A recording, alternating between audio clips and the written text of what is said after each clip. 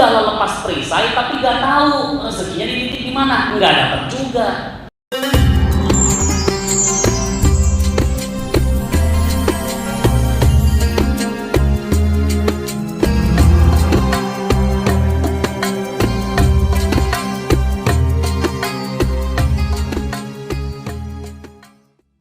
Makhluk hidup harus tahu di mana rezekinya dititip. Kalau nggak bisa. Sudah lepas perisai tapi nggak tahu rezekinya dititip di mana, nggak dapat juga. Maka ini ilmu satu paket. Ini ilmu satu paket. Makanya tadi saya bilang mudah-mudahan nggak ada yang keluar tengah-tengah acara. Nggak ada yang pulang setelah belum selesai kajian udah pulang. Karena ini ilmu satu paket. Ya. Nanti bingung. Saya nggak kerja, saya dapat di sini, tapi gimana cara untuk saya dapat titipan ini? Nah, inilah jurus yang kedua. Contoh ya, jerapah. Jerapah Allah titip rezekinya di mana jemaah sekalian? Pohon yang mana? Ya, pucuk pohon yang tinggi ya. Maka Jepang. Jerapah tahu rezekinya dititip di mana, maka dia fokus mencari ke sana. Kita nggak pernah ngelihat jerapah nyari eceng gondok, ya kan? Karena dia tahu rezekinya bukan di situ, rezekinya di atas. Jerapah tahu rezekinya di mana, fokus ke sana. Kemudian monyet Allah titip rezekinya di mana? Di pohon pisang, di pohon buah. Maka kita melihat monyet selalu bergelantungan di atas pohon buah, dan kita nggak pernah melihat monyet untuk cari rezeki, untuk cari makanan dia garuk-garuk tanah. Yang ada yang garuk-garuk tanah untuk dapatkan makanan ayam, dan kita nggak pernah melihat ayam bergelantungan di atas pohon. Ya kan? Masing-masing udah tahu rezekinya di mana dan fokus ke sana. Begitu pula dengan ikan. Ikan rezekinya dititip di mana jemaah sekalian? Ya pasti di air, Pak. Nggak mungkin di daratan. Mati. Di mana? Terumbu karang. Kenapa? Ya karena di terumbu karang banyak makanan ikan. Ikan kalau makan cari terumbu karang. Ya. Nah, si jerapah dia tahu rezekinya di mana, dia fokus ke sana. Monyet dia tahu rezekinya di mana, dia fokus ke sana. Ikan dia tahu rezekinya di mana dan dia fokus ke sana. Sekarang bagaimana dengan manusia? Kita nih rezekinya dititip di mana? Ada yang mau jawab nggak? Silakan. Di mana? Di dunia. Oh, dunia tuh luas, Pak.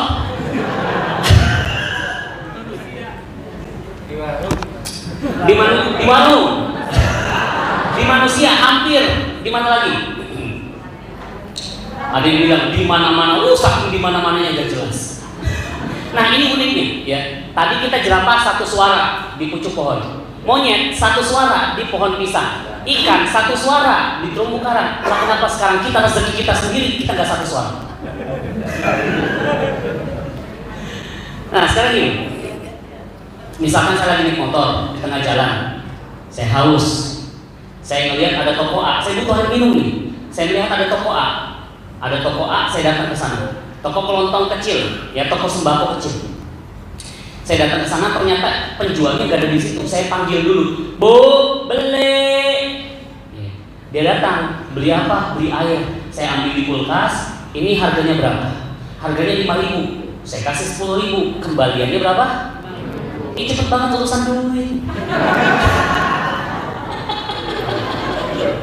Bercanda ya. Saya kasih 10.000, kembaliannya 5.000. Tangan saya begini minta kembalian, tapi kembalinya tidak disimpan di tangan saya, tidak diletakkan di tangan saya, tapi dia letakkan di atas etalase. Saya masih di depan etalase, dia masuk ke dalam. Kan saya naik motor, saya butuh kantong plastik. Bu, minta kantong plastiknya. Dia datang lagi, kemudian dia ambil kantong plastik. Tidak diletakkan di atas tangan saya kantong plastiknya, tapi diletakkan di atas etalase. Saya masih di situ di depan etalase, si ibunya udah pulang, udah masuk ke dalam. Kira-kira kalau ke depannya saya haus lagi, saya masih mau nggak ke toko A? Kenapa nggak mau? Loh, saya nggak beli pelayanan. Saya nggak datang, Bu, beli pelayanan, nggak gitu. Apa? Sekarang yang saya butuh air, dan dia memang menjual itu. Ya kan? Oke, sekarang kita simpan dulu misteri ini ya. Saya nengok, saya udah nggak mau ke sana. Saya nengok ke sini. Oh, ada toko B. Toko B dilapisin pintu kaca. Pas saya buka pintu kacanya, tiba-tiba ada udara AC. Seger banget ini toko. Pas saya masuk, saya disambut, selamat datang di Tit, selamat belanja, 30 tahun dapat mobilnya. Saya datang ke kulkas, saya ambil ini, ya ini Bu, nggak sekali ini Pak, beli beng-beng, beli 2 gratis 1, nggak sekali isi pulsanya Pak. Terima kasih, selamat datang kembali. Saya datang disambut, saya masuk ke kasir disambut, saya keluar disambut, disenyumin. Kira-kira kalau kedepannya saya haus lagi, saya milih toko A atau toko B? Loh, kan dua-duanya sama-sama jual air. Hah? Ini dia persoalan. Di toko A, saya merasa bahagia nggak? Saya merasa dimuliakan nggak? Di toko B, saya merasa bahagia nggak? Saya merasa dimuliakan? Karena di toko A saya tidak merasa bahagia dan saya tidak merasa dimuliakan, kembali nggak saya ke sana? Kalau bukan cuma saya, ternyata semua pelanggannya toko A tidak merasa bahagia dan tidak merasa mulia. Ada yang kembali nggak? Kalau tidak ada kembali satupun, dapat penghasilan nggak dia? Dapat rezeki nggak dia? Kembalikannya di toko B. Di toko B, semua pelanggannya dibahagiakan dan dimuliakan. Ada yang balik nggak ke sana? Semua ya? Semua kembali ke sana. Kalau semua kembali ke sana, balik lagi beli di sana, dapat omset nggak dia? Dapat penghasilan nggak? Dapat rezeki nggak? Maka rezeki manusia dididik di kemuliaan dan kebahagiaan orang lain karena kita. Disitulah letak kita. Dua-duanya sama-sama jual, tapi ada satu orang yang menawarkan kebaikan. Ya, apa itu kemuliaan dan kebahagiaan orang lain karena kita? Percuma kita kerja kalau fokusnya nyakitin orang. Percuma kita kerja kalau misalkan atasan kita selalu kita gosipin. Ya. Percuma kita kerja tetangga kita sakitin karena kita. Contoh, jerapah. Ada nggak jerapah yang merusakkan pucuk pohon, menghancurkan pucuk pohon? Ada nggak? Nggak ada. Dia cerdas. Dia nggak mau merusakkan rezekinya. Ada nggak monyet menghancurkan pohon pisang? Nggak ada. Dia tahu. Dia cerdas. Di situ rezekinya. Dia nggak mau menghancurkan rezekinya. Ada nggak ikan yang menghancurkan terumbu karang? Nggak ada. Di situ rezekinya. Dia tahu di situ. Tapi ada nggak manusia yang menyakiti perasaan manusia lain? Udah kenceng banget, udah kayak korban. Jadi yang lebih cerdas siapa? Padahal ada hadisnya. Barang siapa yang suka diluaskan rezekinya dan ditangguhkan kematiannya, hendaklah ia menyambung silaturahim. Menyambung silaturahim itu memberikan kebahagiaan dan kemuliaan karena kita. Ada ayatnya, ada dalilnya. Dan di dalil ini, di hadis ini, ada nggak untuk dapat rezeki disuruh bekerja? Ada? Sekali lagi tidak ada. Maka begitulah cara rezeki bekerja. Maka fokus kita, ya, duduk diam, lepas perisai, kemudian keluar ke pekerjaan, ke bisnis adalah memuliakan dan membahagiakan orang lain. Ada nama prinsip merawat terumbu karang. Kita belajar sekali-kali dari ikan. Ikan merawat terumbu karangnya. Begitu pula dengan kita. Saya nih, Anda ini terumbu karang saya cuma sekalian. Anda ini terumbu karang saya. Satu saja tersakiti karena saya ada di ruangan ini, maka hancur rezeki saya. Itulah prinsip merawat terumbu karang. Ya. Membahagiakan orang lain artinya sedang merawat terumbu karang kita. Sedangkan menghancurkan orang lain artinya menghancurkan terumbu karang kita. Kalau terumbu karang sudah hancur, maka sudah tidak ada lagi rezeki. Rezeki setelah kita buka perisai, rezeki turun, tapi dititip di orang lain. Tapi kita hancurkan perasaan orang lain itu, rezekinya pun hancur. Hilang. Udah capek-capek buka perisai, hilang juga rezekinya. Ya. Maka mendoakan adalah upaya untuk memuliakan, sedangkan membantu adalah upaya untuk membahagiakan. Maka fokuslah membantu doakan, bantu doakan untuk memuliakan dan membahagiakan dia. Sehingga rezeki akan mengalir jika orang lain mulia dan bahagia karena kita. Suatu ketika jemaah sekalian, saya pernah habis lagi duit. Habis lagi duit. Saya berada pada kondisi terendah saat itu. Saya lagi antar istri saya kerja jam 4:30 sore. Saya bilang sama istri saya, "Dek, masih ada uang nggak?" "Udah nggak ada, Kak." "Kok bisa udah nggak ada?" "Ya habis." "Nggak ada lagi." "Udah nggak ada." Saya lihat di dompet saya sisa 12.000 awal bulan, tanggal 10 awal bulan, sisa 12.000.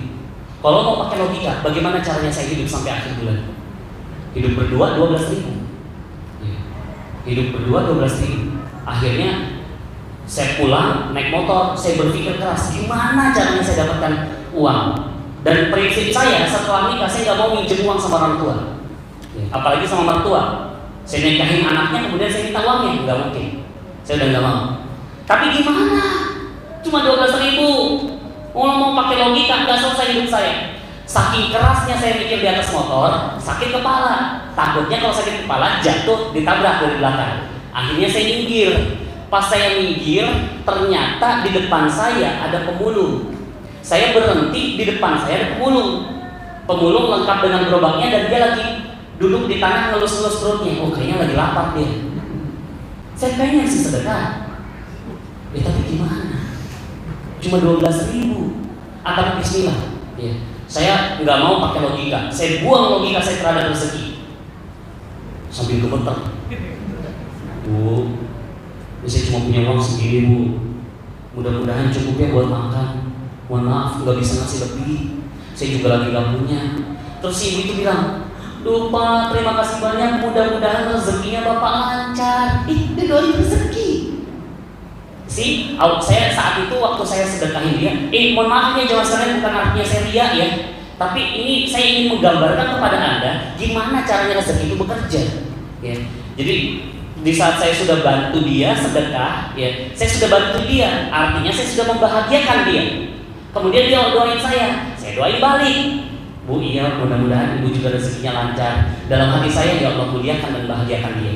Artinya saat itu saya sudah muliakan dia karena saya sudah doakan, kemudian saya sudah bantu, akhirnya saya sudah membahagiakan dia.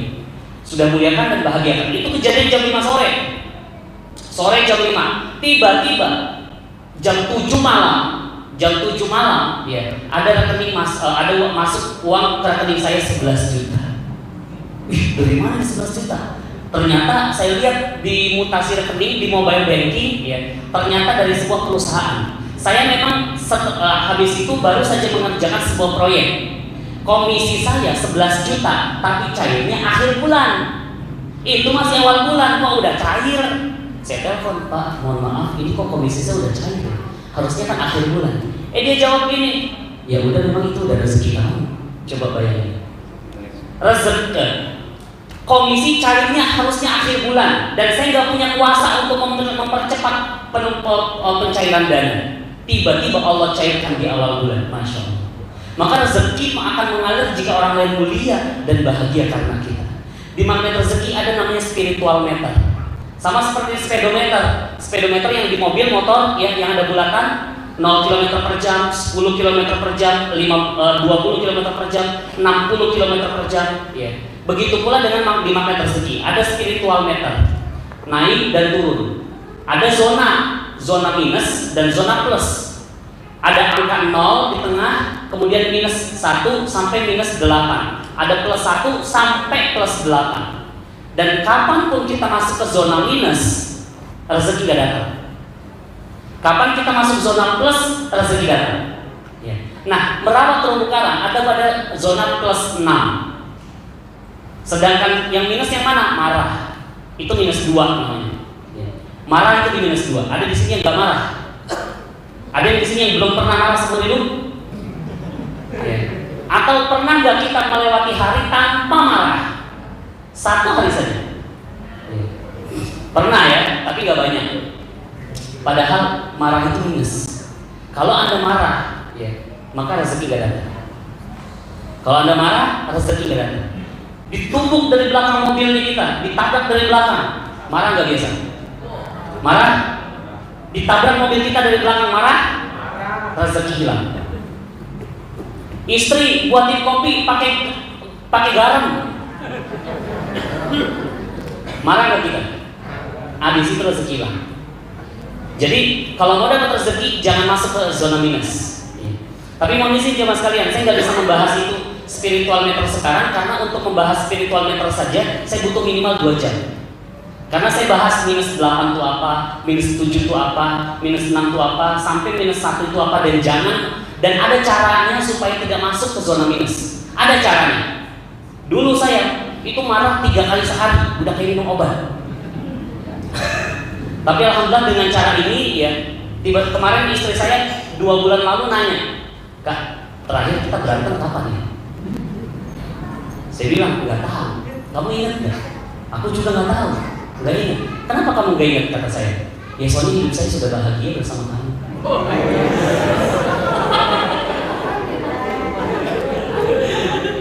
Dulu saya 3 hari sekali, Bapak Ibu, ya, udah kayak minum obat. Tapi alhamdulillah lepas saya betul-betul saya pahami spiritual mental, saya udah nggak pernah marah lagi sama istri.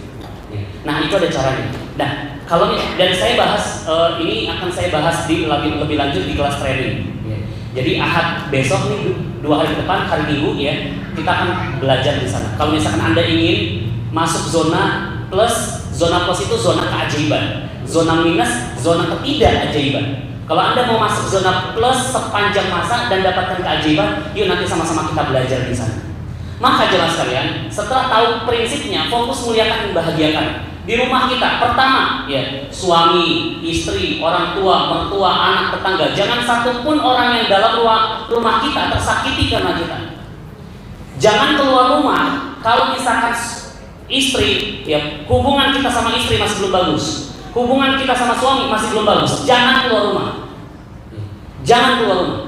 Perbaiki dulu hubungan kita sama istri. Perbaiki dulu sama suami, baru boleh keluar. Begitu juga dengan anak, orang tua. Ya. Jangan kita keluar rumah, ya, memuliakan dan membahagiakan orang lain di luar sana, tapi di dalam rumah kita pun ada orang tua yang gak suka sama kita. Jangan keluar rumah. Jangan keluar rumah. Sampai kapanpun Anda gak akan dapatkan rezeki. Kemudian begitu juga dengan mertua. Ya. Kemudian dengan anak-anak kita, bagaimana mungkin kita mendapatkan rezeki berlimpah? Anak gak percaya sama orang tuanya, anak gak suka sama orang tuanya, sampai-sampai dia berpikir saya rugi dilahirkan dari kau. Ada orang kayak gitu, ada anak kayak gitu. Yang salah siapa? Yang salah anak atau orang tuanya? Orang tuanya, bukan anaknya. Anak itu kaset kosong. Anak itu kaset kosong. Mau dikasih apapun bisa. Artinya kalau misalkan anaknya kayak gitu, orang tuanya yang sudah rekaman yang tidak bagus. Begitu pula dengan tetangga kita. Maka jangan keluar rumah kalau yang ini itu belum bisa bagus kali ini. Kalau kita masih belum bisa memuliakan dan bahagiakan dia. Habis bangun, ya, kita ngelihat istri, rambutnya masih singa, belum sikat. Mama, kamu cantik sekali. Terima kasih Bapak. Yes. Saya sudah muliakan dan bahagiakan istri saya. Ketemu anak, Pak, aku tuh kok ini soal matematika kok gak bisa ya. Aku udah belajar keras, tapi kok cuma nilainya cuma 4. Enggak apa-apa. Ayah juga dulu gitu kok. Gak apa-apa. Itu namanya proses pembelajaran. Ya. Proses pembelajaran. Banyak kok yang kayak gitu. Tapi kalau kamu semangat belajar, kamu semangat lebih daripada ini, insya Allah kamu bisa sukses. Semangat ya nak? Iya ayah. Yes, saya sudah muliakan dan bahagiakan anak saya. Baru boleh keluar. Kalau belum, istri masih cemburu sama Anda, anak masih cemburu sama Anda, jangan keluar rumah. Rezeki hancur. Kalau sudah, baru di pekerjaan, Anda keluar ke pekerjaan, atasan Anda, rekan Anda, bawahan Anda, klien Anda. Jangan fokus duit di sini. Kenapa? Karena kita tugasnya bukan cari duit, cuma ambil titipan. Rezeki mah udah selesai, dibuka perisai. Kita cuma ambil titipan, datang ke pekerjaan, bos, selamat pagi bos. Apa yang bisa saya lakukan untuk memuliakan dan membahagiakan kamu? Begitu seterusnya. Begitu juga dengan bisnis. Supplier kita, agen kita, customer kita, jangan ada satu orang pun tersakiti karena kita. Di bisnis, fokus bukan keuntungan, tapi fokus apa? Memuliakan dan membahagiakan customer kita. Sehingga di saat mereka bahagia sama kita, pasti balik kepada kita. Maka fokus jangan kepada keuntungan. Begitu pula dimanapun kita berada. Maka ini Anda harus lakukan jemaah sekalian. Ini Anda harus lakukan semua. Prinsip merawat permukaan supaya Anda bisa dapatkan rezeki berlimpah. Nah tapi ini kalau membantu harus ketemu sama orangnya, ya. Membahagiakan harus ketemu sama orangnya. Gimana kalau gak ketemu sama orangnya? Kita bisa muliakan saja dia. Dengan cara apa? Ada doanya. Ya Allah muliakanlah dan bahagiakan dia. Ya Allah muliakan dan bahagiakan dia. Dulu jemaah sekalian, saya menjadi dokter yang pilih-pilih pasien. Saya dulu jadi dokter yang pilih-pilih pasien. Kalau misalkan dapat pasien BPJS, gak dapat uang. Dapat sih, cuma nggak banyak. Tapi pasien BPJS lebih banyak. Akhirnya nggak dapat juga gitu, dapatnya sedikit sekali. Akhirnya setiap ada pasien BPJS masuk kan biasa perawat datang bawakan map pasien kan. Pasien di situ asuransi BP. Oke, masuk sini cepat. Ibu keluarnya apa? Sebut semua Bu, sebut semua. Sekarang saya tulis. Apa lagi semua? Terus sebutkan semua. Cuma itu. Pasti ada lagi. Sebutin semua. Saya periksa. Oke Bu, ini resepnya. Ibu sekarang tebus di luar ya. Oke, pasien selanjutnya sama saya. Kira-kira kalau Anda jadi pasien saya mau balik nggak sama saya? Itu saya dulu jadi saya. Sehingga saya menjadi orang yang jauh sekali dari sini.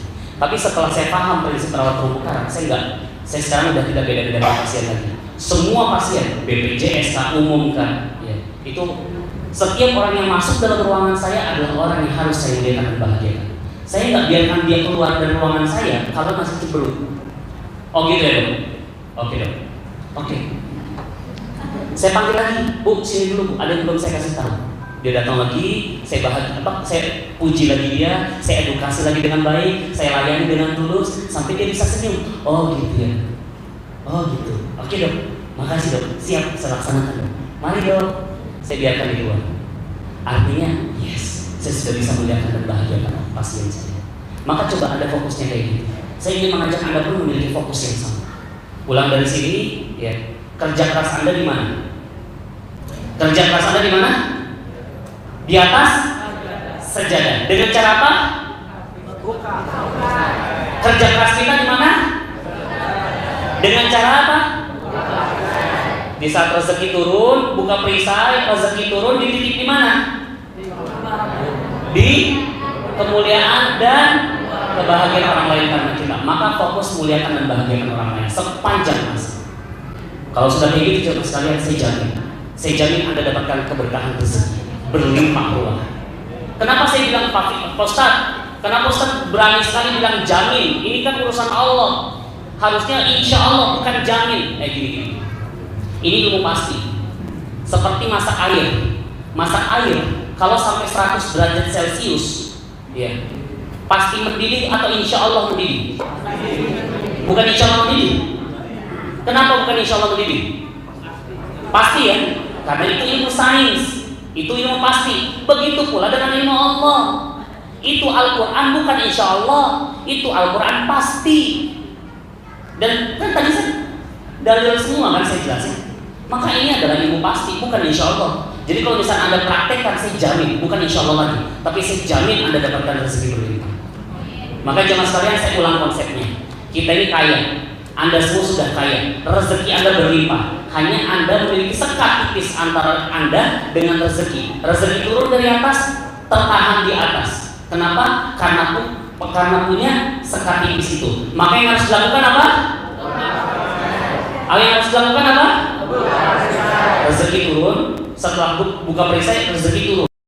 Rezeki keberkahan dari Allah dengan cara melepas perisai. Keluar dari sejadah, keluar ke pekerjaan, ke bisnis, ke warung, ke toko, ke ruko, fokusnya dalam muliakan dan bahagiakan.